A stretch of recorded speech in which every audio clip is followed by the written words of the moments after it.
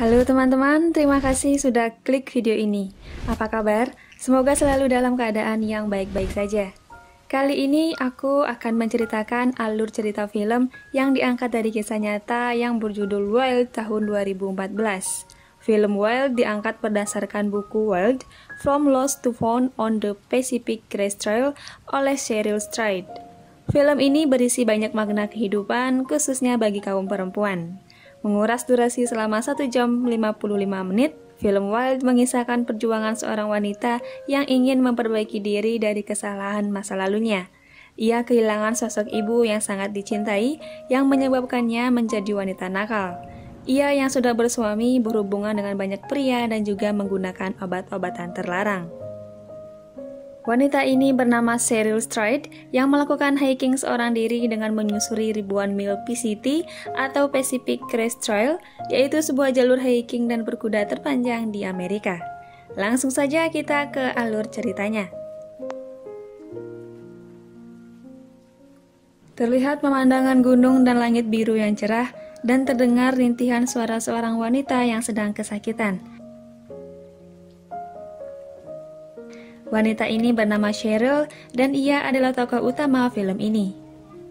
Saat itu Cheryl melepas sepatu dan kaos kakinya karena kakinya terluka hingga kukunya hampir terlepas. Sialnya, sepatu yang ia letakkan tadi tergeser hingga terjatuh ke bawah. Cheryl pun emosi dan membuang sepatu yang tersisa. Kemudian terlihat kilas balik masa lalunya. Ia berteriak dengan kencang dan film pun baru dimulai. Scene beralih ke beberapa waktu sebelum kejadian itu. Cheryl baru sampai di sebuah penginapan dan memesan kamar untuk 1 malam. Terlihat Cheryl menelpon seorang laki-laki yang merupakan mantan suaminya dulu yang bernama Paul. Meskipun mereka sudah bercerai, mereka terdengar masih berteman dengan cukup baik. Mereka mengobrol singkat dan diakhiri dengan ucapan selamat tinggal oleh Paul. Pada malam harinya, Cheryl melihat seorang laki-laki yang tengah membuka bagasi mobil. Terlintas kesalahan masa lalunya yang sering berhubungan dengan banyak pria. Namun kini ia sudah bertekad untuk berubah dan menahan hasratnya. Keesokan harinya, Cheryl berkemas untuk bersiap hiking. Namun ada yang sedikit lucu di sini, di mana Cheryl yang belum berpengalaman membawa banyak sekali barang sampai ranselnya berukuran besar dan tentunya sangat berat. Bahkan ranselnya melebihi ukuran tubuhnya sendiri yang tentunya menyebabkan ia kesulitan untuk membawanya. Namun Cheryl tetap memaksakan diri untuk berjalan dengan menggendong tas besar di punggungnya.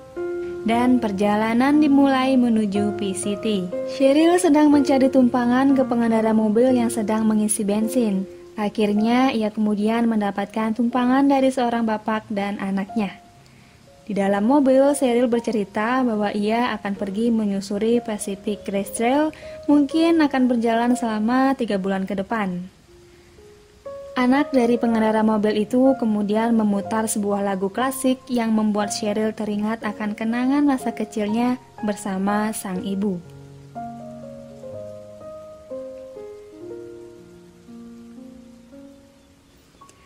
Cheryl pun sampai di tujuan dan kembali bersusah payah untuk mendapat menggendong tas besarnya. Setiap kakinya melangkah, ia berpikir untuk apa sih ia melakukan hal ini. Bahkan ia pun bisa berhenti kapan saja ia mau, namun ia ingin tetap dalam pendiriannya. Di jalur PCT ini, di setiap posnya disediakan sebuah buku dan pulpen untuk para pendaki menuliskan sesuatu.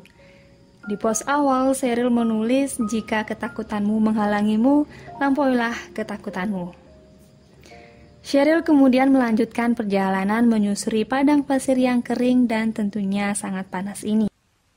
Setelah berjalan sejauh 5 mil, Cheryl kemudian memutuskan untuk beristirahat dan ia mulai memasang tenda. Namun ia tidak memiliki keterampilan untuk itu, sehingga ia sempat kesulitan untuk mendirikan tendanya. Setelah berhasil mendirikan tenda, ia mengambil makanan dan membaca buku. Cheryl teringat masa lalunya ketika ia masih kuliah. Saat itu, ia baru selesai jam kuliah dan berpapasan dengan seorang wanita yang kemudian ia menyapanya dengan nama Bobby. Ternyata wanita yang bernama Bobby ini adalah ibunya sendiri yang juga berkuliah di kampus yang sama dengan Cheryl. Cheryl juga memiliki satu orang adik laki-laki, di mana ketika ia kecil, ia memiliki seorang ayah yang sangat kasar dan pemabuk. Sehingga memang sedari kecil kehidupan Cheryl sudah amburadul. Keesokan harinya Cheryl yang lapar tidak bisa memasak makanan karena bahan bakar kompor yang ia bawa salah sehingga tidak bisa digunakan. Dengan emosi, ia pun menendang tabung gas kecil itu, dan sejak hari itu dan beberapa hari selanjutnya, Cheryl hanya bisa makan seadanya seperti sereal yang hanya dicampur dengan air dingin. Di hari kelima, ia sudah berjalan sejauh 30 mil. Sepanjang perjalanan, ia masih menggerutu mengapa ia harus melakukan hal yang dia anggap bodoh ini. Hingga hari ke-8, persediaan makanannya mulai habis. Kemudian dari kejauhan Cheryl melihat ada kendaraan mobil. Cheryl pun menuju kendaraan itu yang dikendarai oleh seorang pria yang sedang bekerja. Cheryl memperkenalkan diri dan menyampaikan bahwa dirinya sedang menyusuri PCT. Ia juga menceritakan kesialan-kesialan yang sudah ia alami. Ia kemudian meminta bantuan kepada pria itu untuk dapat diantarkan ke toko makanan. Pria itu kemudian mengatakan bahwa hari sudah menjelang malam sehingga mungkin tokonya sudah tutup. Cheryl kemudian diminta untuk menunggu di truknya karena pria ini ingin menyelesaikan pekerjaannya terlebih dahulu. Cheryl yang menunggu di dalam truk merasa tidak nyaman dan agak takut karena ia mendapati ada pistol di dalam truk pria itu. Beberapa saat kemudian pria itu sudah selesai melakukan pekerjaannya dan mengajak Cheryl untuk mampir saja ke rumahnya untuk makan dan mandi. Ketika sampai di rumah pria itu, ternyata juga ada istri dari si pria yang menyambut Cheryl dengan cukup baik. Mereka menyuguhkan Cheryl makanan yang banyak yang selama ini belum Cheryl nikmati lagi. Setelah itu, Cheryl pun mandi untuk membersihkan tubuhnya. Ia kembali teringat pada masa lalunya, ketika dulu ia membuat sebuah tato kuda di lengan kirinya bersama mantan suaminya dulu, di mana di hari itu mereka akan segera bercerai. Perceraian itu bukanlah tanpa alasan. Cheryl sudah berkali-kali selingkuh dengan pria lain, sehingga Paul sudah tidak bisa lagi bersamanya. Keesokan harinya, setelah Cheryl membeli perlengkapan termasuk kompor dan makanan yang ia butuhkan, ia kembali melakukan perjalanannya menyusuri PCT. Untuk pertama kalinya, Cheryl akhirnya bisa menggunakan kompornya dan berhasil memasak makanannya. Di hari ke-10, Cheryl kembali melanjutkan perjalanan, namun saat itu perjalanannya sempat terhenti karena melihat seekor ular yang cukup besar. Malam harinya, ia juga merasakan ada sesuatu di tendanya. Ia terbangun dan mendapati ada binatang di bawah alas tidurnya. Ia langsung meniup peluit dengan keras sehingga mengusir binatang-binatang di sekitarnya. Ia pun kembali teringat di masa lalu ketika ia bertengkar hebat dengan mantan suaminya. Di hari ke-12, Cheryl sudah berjalan sejauh 80 mil. Saat itu ia melihat ada seorang laki-laki muda yang baru selesai mandi di sebuah sungai. Laki-laki itu langsung menyapa Cheryl dan mengenalkan namanya, yaitu Drake. Mereka duduk bersama dan menceritakan perjalanan mereka masing-masing. Cheryl kembali teringat di masa lalu ketika ia berada di sebuah restoran bersama temannya, dan saat itu Cheryl ternyata sedang hamil. Namun Cheryl tidak tahu siapa ayah dari bayi yang ia kandung, karena ia berhubungan dengan banyak pria selain suaminya sendiri. Temannya kemudian mengajak Cheryl untuk mengecek apakah benar ia hamil, dan ternyata benar saja Cheryl positif hamil. Mengetahui hal itu, Cheryl kemudian menggugurkan kandungannya. Di hari ke-14, Cheryl memberanikan diri untuk melewati tebing dengan batuan besar yang menghalangi langkahnya. Batu besar itu ibaratkan masalahnya yang harus segera ia lewati. Cheryl kemudian sampai di sebuah tempat perkemahan yang bernama Kennedy Meadows, di mana di sana Cheryl disambut dengan baik dan disuguhkan makanan dan minuman oleh orang-orang di sana. Cheryl juga menerima paket dari Paul yang berisi buku, pakaian, uang, dan sepucuk surat. Cheryl kemudian teringat kembali kenangan masa lalunya yang pernah bahagia bersama Paul. Kemudian sepatu yang digunakan Cheryl ternyata kekecilan hingga membuat kakinya terluka. Temannya yang melihat hal itu kemudian menyarankan Cheryl untuk menghubungi tempat ia membeli sepatu itu dan ia akan dikirimkan sepatu yang sesuai. Cheryl juga dibantu untuk mengurangi barang yang ia bawa dari tas besarnya.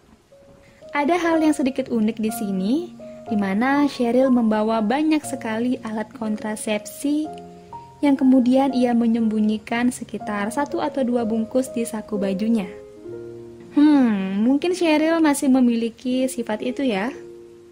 Di malam harinya, Cheryl kembali teringat tentang ibunya. Ketika itu, ibunya sedang sakit dan berada di rumah sakit. Ibunya mengidap sakit yang sangat parah, yaitu kanker tulang belakang, dan mungkin hidupnya tidak akan lama lagi. Di hari ke-30, Cheryl kembali melanjutkan perjalanannya, namun ternyata jalur yang akan ia lalui diselimuti oleh salju. Ia pun bersiap dengan menggunakan pakaian yang lebih hangat. Hari ke-36 kembali ke scene awal yang kita lihat ketika Cheryl membuang sepatunya dan berteriak dengan penuh emosi. Di sini terlihat kilas balik ketika ibunya meninggal dunia. Dan bisa kita lihat betapa terpukulnya Cheryl ketika ibunya pergi untuk selamanya. Saat itu hari demi hari kondisi ibunya semakin melemah dan akhirnya sang ibu meninggal dunia di usia yang masih 45 tahun. Semenjak itulah Cheryl menjadi kehilangan arah hingga ia menjadi pecandu obat-obatan terlarang dan berhubungan dengan banyak pria, padahal saat itu ia masih memiliki suami yang sangat mencintainya. Kita kembali ke Cheryl saat ini. Karena ia telah kehilangan sepasang sepatunya, kali ini ia hanya menggunakan sendal gunung dan melakban kakinya. Ia pun kembali melanjutkan perjalanannya. Di hari ke-49, Cheryl sampai di sebuah tempat untuk mengambil paket sepatu barunya. Cheryl juga diingatkan untuk mengisi persediaan air minumnya karena cuaca yang sangat panas dan sumber air yang mungkin tidak ada. Benar saja, di hari ke-58 Cheryl kehabisan air minumnya dan sialnya tangki air yang ia cari juga ternyata kosong. Menyedihkannya, ia sampai meminum embun air yang menempel di tendanya. Cheryl terlihat sangat lemas karena kekurangan minum. Kemudian ia melihat kubangan air yang kotor dan tanpa pikir panjang ia mengambil air itu dengan botol dan disaring dengan bahan penetral. Tiba-tiba datang 2 orang pria pemburu yang juga sedang kehabisan air. Cheryl pun membantu kedua pria itu. Setelah 2 pria itu pergi, Cheryl hendak berganti pakaian. Namun ternyata 1 orang pria tadi tengah mengintipnya dan kemudian menghampiri Cheryl sembari berkata yang kurang sopan kepadanya. Cheryl takut, namun untungnya pria itu segera pergi.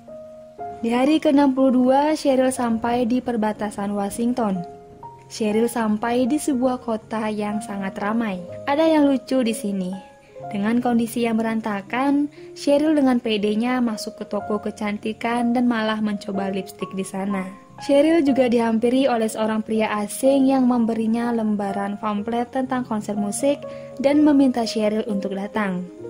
Cheryl pun mendatangi konser itu dan bertemu lagi dengan pria itu. Cheryl terbawa suasana dan malah kembali melakukan kesalahannya. Dan tentu Cheryl kembali menyesali perbuatannya. Cheryl meninggalkan pria itu dan melanjutkan perjalanannya. Kini ia perlu menyelesaikan 300 mil lagi. Cheryl yang kehujanan sampai di sebuah shelter untuk mengambil paketnya. Tak lama tiba 3 orang pria hiking lainnya dan mereka memutuskan untuk bermalam di sekitar shelter itu. Esokan harinya, Cheryl menelpon adiknya dan mengatakan bahwa ia ingin adiknya ikut bersamanya nanti. Di hari ke-80, perjalanan pun dimulai. Di perjalanan, ia bertemu dengan seorang nenek dan cucunya, dan kemudian mereka juga mengobrol singkat. Si anak kemudian menyanyikan sebuah lagu yang membuat Cheryl terharu mendengarnya. Cheryl menangis dan betapa ia merindukan ibunya. ia tetap melanjutkan perjalanannya dengan penuh kesedihan dan penyesalan. Ia akan menjadi lebih baik lagi, dan ia sudah menyadari apa arti kehidupan sesungguhnya. Ia mengikhlaskan kepergian ibunya dan akan memaafkan dirinya sendiri. Ia menyadari bahwa ia tidaklah bisa mengembalikan waktu di mana ia pernah melakukan kesalahan-kesalahan itu. Maka kini ia harus menggunakan sisa waktunya untuk menjadi pribadi yang lebih baik. Ketika Sheryl akan melintasi jembatan yang akan menjadi akhir dari perjalanannya, diceritakan bahwa masih butuh waktu bertahun-tahun kemudian agar Sheryl bisa menjalani hidupnya dengan normal lagi. Sheryl kemudian menikah dengan seorang lelaki yang begitu mencintainya, dan ia memiliki 2 orang anak dan hidup dengan bahagia. Sheryl ingin menghabiskan sisa hidupnya bersama orang yang ia cintai, dan film pun selesai. Oke, bagaimana filmnya? Luar biasa ya tentunya. Film yang menceritakan perjuangan seorang wanita yang ingin mencari jati dirinya dari kesalahan masa lalunya yang kelam. Ia kehilangan kendali atas dirinya setelah kehilangan ibunya. Ia melayani setiap pria yang menginginkannya dan juga menggunakan obat-obatan terlarang sampai akhirnya ia berpisah dengan suaminya. Namun setelah menyendiri melewati PCT, ia berhasil menemukan arti kehidupan sesungguhnya dan hidup dengan lebih baik lagi. Film ini memang diangkat dari kisah nyata, dan di akhir film juga ditampilkan foto-foto Sheryl Strayed yang asli ketika ia menyusuri PCT. Oke teman-teman, sampai sini dulu alur cerita film kali ini. Semoga teman-teman dapat memetik hikmah dari film ini. Terima kasih, jangan lupa untuk like, comment, dan subscribe. See you on the next video.